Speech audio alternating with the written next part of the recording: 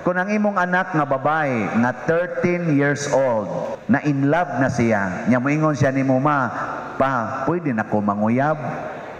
Unsa man? Imong pugnan o imong tugutan? O imong pugnan, imong gilusno ang iyang kalibutan. Broken heart. Nakakita na gud ato siya iyang perfect, ano? Perfect love. Nya imo pag yung gipugnan, perti taong guula, tuguti gyud. Nya kung ang imong anak lipay kay siya nga musuyop, pugnan o tugutan? Kung ang imong bana lipay kay siyang manugal og inom gyud buntagay, tugutan o pugnan? Kung ang imong asawa mangabit gid siya sa pari, tugutan o pugnan? Tugutan. Kung ang imong anak nga dalaga mukuyog gid siya sa pari, tugutan o pugnan? Tuguti in town.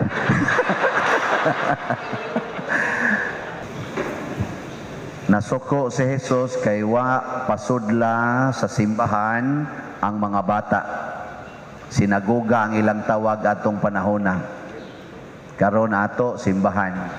Kining nagsigig ingon nga ayaw dad ang mga bata, mao ni ang gikasab-an ni Jesus. Sakto ba dili? Tubag. Kusga. Sakdili malagi ang tubag, sakdili. Naay mo sakto, naay dili. Wa gid tay klaro ani. Unsa may tinuod? Ang tinuod mao kini nga si Kristo kusog kay itong mutuman og balaod. Hastagod ang balaod sa pagbayad og buhis, bisag dili siya allowed nga mobayad og buhis, hatag siya og buhis sa templo. Iyagong wa man sila kwarta, gipapamasol gud niya si San Pedro dito sa dagat. Unya pagkakuha niya isda ing siya tanawas babas isda na isinsiyo diha, mo nay atong taxes. Gamilagro siya para lang makabayad og temple tax kay balaod gud na. Nya ningon pag siya, mianhi ko aron dili aron supakon ang mga balaod, kung dili hatagan og husto nga kahulugan. Mao na siya. So si Jesus pa og niya paron siya, moingon gid na siya, ayaw pasudla ang mga bata sa simbahan. Ana. Unsa mo day ang punto sa pag-ingon nga pariya kanako ang mga bata? Wa man toy pandemic atong panahona.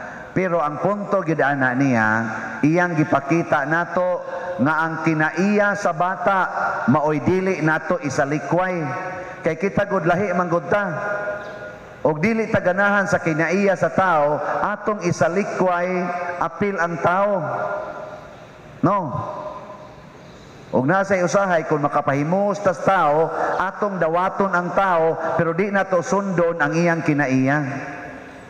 So karon ang gusto ni Kristo, ang kinaiya sa bata maoy dili nato isalikway, maoy atong dawaton. Bisan pag panahon sa pandemic, sunda gid nang kinaiya sa bata. Nya sa may kinaiya sa bata, kinaiya ni Santo Niño. Gitawag siya diri sa unang pagbasa og kahayag sa mga taong naas kangit-ngit og kadtong nagbangutan og nagsubo, mga lipay na. So kahayag siya og kalipay sa katawhan. Ang bata ba kahayag og kalipay? Tuo mo dili? Mayo kay nito na magsugod. O diri sa ato sa ikaduhang pagbasa, gihisgutan sa dinhi nga sa wapa buhata ang kalibutan, gipili na tas Ginoo og nana siya'y plano nato nga mahimot ang balaan. Pinaagi ni Kristo, mahimong balaan, pasabot way sala kana sang bata, wa sad na siya'y sala. So siya sad ang holiness, siya ang kabalaan. So unsa to? Kahayag, kalipay, og kabalaan. Naanas bata, mao ni atong sundon. Nya kamo karon, kumusta man? Naghatag ba mo kalipay, kahayag, og kabalaan?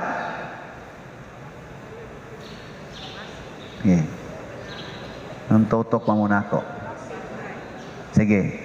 lingian ang imong tupad. Kana lang imong tupad ba? Nya pangutan-a siya ing nalipay kanako. Ing nako no. Ina nalipay kanako. Sa abot lang nimo. Kay maghatag mga kalipay, so pangutan-a siya og ikaw nakahatag mga kalipay niya. Ana, gay pangutan-a na lingi ba inyong tupad ba? Sa man lingi ra ba? Ina nalipay kanako. Ana. Nya ang imong gipangutana kadto ra bang imong giutangan nga upan nimo mobayre? Siya, unsaon ako pagkalipay nimo? O kaha kadto ba kag imong bana ba mo imong utana nimo nya ang imong bana bago pag nimong giaway kay hubog kay tanan. Nya mo sa nalipay kanako sa patyon tanong ka diyang buanga ka. Pasabot ti ay wa ka maliwat sa bata. Kung di na ganina malipay ka ng inyong tupad, di na liwat sa bata. Ako kuno imong utana be, nalipay mo nako. Ang mga naong raktos mo kay tanan. Lipay tani, kuliktahan na sa taron. Kamu choir, nalipay mo nako. Ako'y klaro. Ako pangutan asa ko. Nalipay ka nako. Yes. Of course. Mag-uol siya kung di ko kakita sa choir. Mao na. Kamong mga anak, kamong mga anak niya din hiron. Doon naman dyan mo'y ginikanan. Nalipay pa mo sa inyong ginikanan. Nalipay. Kamo ba ang mga anak, tubag ako, pulos biya mo mga anak din niya. Kaya naman dyan mo'y ginikanan. Nalipay mo sa inyong ginikanan. Nalipay. Wa mo mamakak. Sige, kamo na lang, mga ginikanan. Daghan man dyan ginikanan din eh. Nalipay pa mo sa inyong mga anak. Wa ninyo kusiya. Ay, mga buangon mo, maura mo'y malipay, magsikasaba, magsipangusi. Oh, di wa mo malipay na. So na, nganong di man ta makasunod ni Santo Niño tungod kay wa mangguta maghuna-huna nga kada day nato sunod sa batasan nga gustong ipasunod ni Kristo. Maghatag na tagkahayag, pasabot anang kahayag, paglaom ba? Kay kung pirmi ngit-ngit, way paglaom. Nya, og naa ganing kahayag, musidlak dayon ang bagong paglaom. O nya, kalipay, kanabitang bata, no? Kanang bata, wa kuno'y tao nga saktos kabuot, nga dili mo katawa kung ang batang gamay mo smile niya. Basta sakto las kabuot. Naman sa uban nga wa gyud buot. Di gina mo smile, pero wa gyud tao bisag pare, ganahan gid mo smile din basta ang bata mo katawa na mo, labi na kanang bata bitaw di pa kalakaw, nya mo tan-aw nimo nya mo smile. Oy, bisag gisapot pa ka, wag tang imong sapot. Sakto? Nya di mo mangutana nganong naka-observe ko ani. Secret. Ika ka ni Father, no, nagit siguro ni anak, kaya ano, naka-observe na siya. Depende. Mo na, ang bata, maghatag yung kalipay, unya dayon, kabalaan, kanibang pagkaway sala. Nyaunsa man ang kinaiyas bata, nga nakahatag aning 10 aning tulo, kalipay, kabalaan o kahayag. Naara say usa ka batasan ang bata nga maogi batasan nga gipahuptan ni Santo Niño kanato. Unsa man na ang pagka mapaubsanon, ang pagpaubos. Kanang taong mapaubsanon kanunay ginang maghatag og kalipay, kahayag og kabalaan. Basta mapaubsanon. Kana sang taong mapahitason, kana bang garbuhon kay tanan ba? Kanang garaon kay nga pagkatao ba? Unsa man sa iyang ihatag? Imbis kalipay, kaguol. Imbis kahayag, imbis paglaom, mawagtangan kag paglaom. Nya imbis kabalaan, kasalanan ang ihatag. Kamo ro mga ginikanan, unsa may inyong gihatag sa inyong mga anak? Kalipay o kaguol? O ang inyong anak magsigig dagan-dagan, kanang anak ninyong gamay magsigsagit-syagit, nya lipay kay siya ng buhata, badlongon dili. o inyong badlongon, adiwa na mo maghatag og kalipay. Kung ang imong anak nga babae nga 13 years old, na in love na siya. Nya moingon siya ni Muma, pa, pwede na ko manguyab. Ang sabahan, imong pugnan o imong tugutan? O imong pugnan, imong gilusno ang iyang kalibutan. Broken heart. Nakakita na guta to siya iyang perfect, ano? Perfect love. Nya imo pag yung gipugnan, perti taong guula, tuguti yun. Nya kung ang imong anak lipay kay siya nga musuyop, pugnan o tugutan? Kung ang imong bana lipay kay siyang manugal og inom gyud buntagay, tugutan o pugnan? Kung ang imong asawa mangabit gid siya sa pari, tugutan o pugnan? Tugutan. Kung ang imong anak nga dalaga mukuyog gid siya sa pari, tugutan o pugnan? Tuguti in town. Oy, unsaon nato ani ka bisa na madaha pa diroy. Basta kalipay lagi niya ay lagi pugi. Lipaya gid siya. Pero isumpay pod ang kabalaan. Isumpay ba ang kabalaan? Imo ginang check upon dai sa imong pagpanguyab mabalaan ka ana. Ni siya murag di ma, ni siya ao. Onya ilahos dili. Ug ang imong anak mo liwat sang Santo Niño sa di na lang di ay oy. Ana no. Ni siya unya og dili na ka ana mabalaan. Do na pa ka kay kahayag. Do na pa kay kaugmaon. Kung sugda na nimo karong 13 anyos pa ka, magsige na kag date-date anang imong uyab nga 40 sang batan-una daghan sa kay ariyos dire. Nya siging daan ang motor nga way rehistro. Nya wa ra ba say lisensya? Nya gabi ra ba gyud mo mag-inangkasay sa motor, dili ka na mo angkas og lain day. Basig karon pagikan diri sa balay, ikaw pay ni angkas, basig abot sa unahan dito sa Gunoyan, ikaw na angkasan ana. Nya wara ba mo yung mga lisensya, do na pa ka kay kahayag, do na pa ka kay kabalaan. So kaning tulo atong i-check up. Ing nasa dang imong bana, sige kag inom diha, sige ka diyag sugal, makahatag na natong paglaom, makahatag nagkahayag sa atong pagpuyo.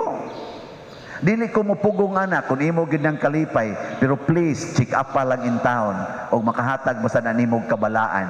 Ana ba? Di na kinahanglan masuko ka eh.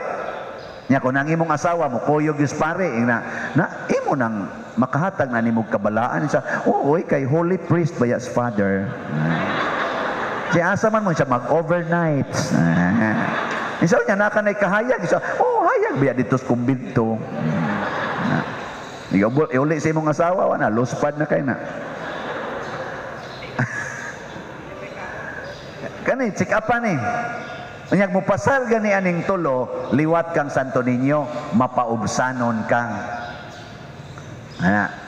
Nakaron unsa may mga kinaiya ning taong mapaubsanon? In summary lang. Nganong makahatag man siya kalipay, kabalaan og sa tungod sa kahayag.